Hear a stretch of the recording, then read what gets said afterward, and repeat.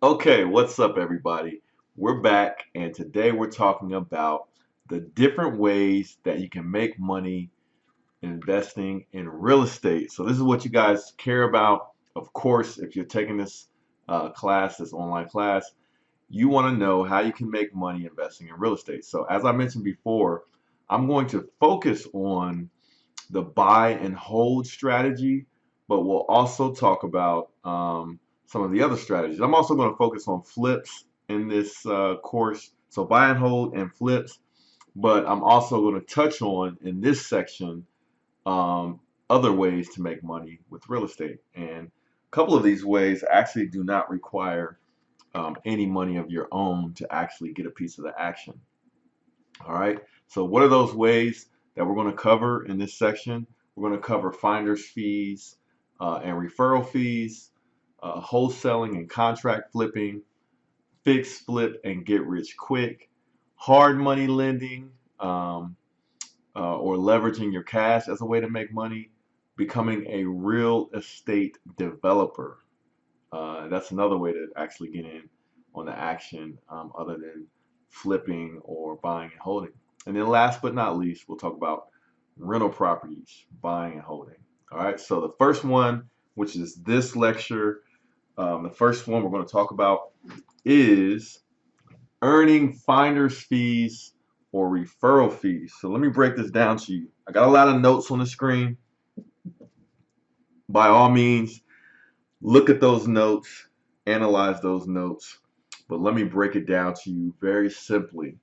And you got to be, first of all, let me say with finder's fees and referral fees, you might want to check the legalities in your city or municipality or your state for earning like a commission by bringing a deal to different parties. So when you earn a finder's fee, it's basically like this. You're basically like kind of playing a bird dog here.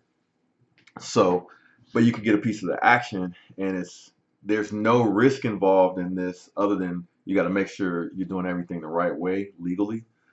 But you don't have money on the line. You're just basically using knowledge and your contacts in order to make a deal happen. And you can be on the buyer side or you can be on the seller side, or you can make your money on the buyer side or you can make your money on the seller side. So what do I mean by that? Basically, let's say I'm going to earn a finder's fee, right? And I have a network of people that are interested in buying real estate, and I have a network of people that are interested in selling real estate. And in this situation, they might be personal, um, people that I know, um, because I'm not a realtor, because a realtor actually does this for a living. They actually buy and sell homes for a living. But because I'm not a realtor, these might be personal contacts that I know. And let's say I have some investor friends, right? And then I have a friend that wants to sell a house, and maybe they need to hurry up and get out of it. They could be another investor. They could tell me about it. And I say, hey, you know what? John wants to sell his house. John came to me, told me about it. He really wants to get out of it. I said, you know what, John? I know some people, a friend of mine, that might want to buy your house. Okay. So let me see if I can make the connection happen between you guys. Because I have a friend, David, that might be a great buyer for this particular property that you have, John. So I go talk to Dave. I tell Dave about the deal that John has to offer. If Dave is interested, then I say to Dave, if I can find, and like I said, you can make your money on the buyer side or the seller side. So usually the buyer, in most cases with the finder's fee, usually the buyer is the one I would go after, because they're the one that when they buy the house, they're usually the one trying to make the money. They're the investor. Okay, so I would make a deal with David to say, hey, David, I got this deal for you. I'm not really interested for whatever reason as an investor, but I'm going to bring this deal to you. If you close the deal, just slide me a gift, or you could, I don't know if you can legally call it a commission, but you have to check into the legality, like I said, where you are. But basically, David, you look out for me. I scratch your back, you scratch mine, and you can give me several $1,000s or whatever we agree upon. If that deal happens, then I hook David up with John.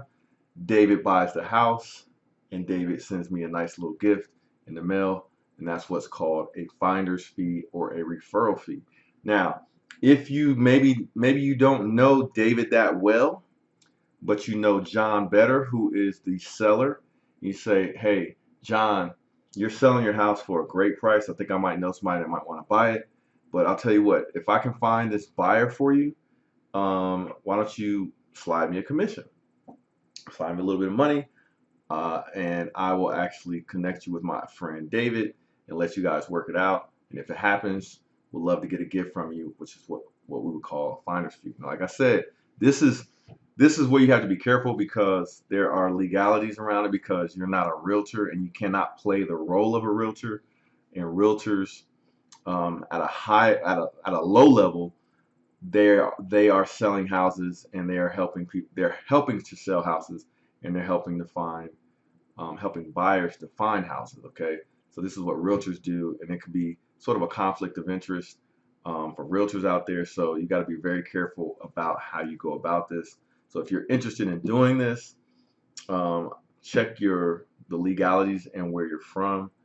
But it's an easy, no risk way to get a piece of the action with real estate investing, because you might have an investor that wants to buy a property and they will pay you. So for example, I am an investor. I don't always have time to go looking for deals, and I could not tell you all of the possible deals that are out there. But if a friend came to me and said, "Hey, Will, I know of this property that these people want to sell," and this has actually happened before, I'll offer, okay, you know what? If you bring me a deal, I'll cut you $2,500 after I close on the deal, and that's just for bringing me the deal because we're cool.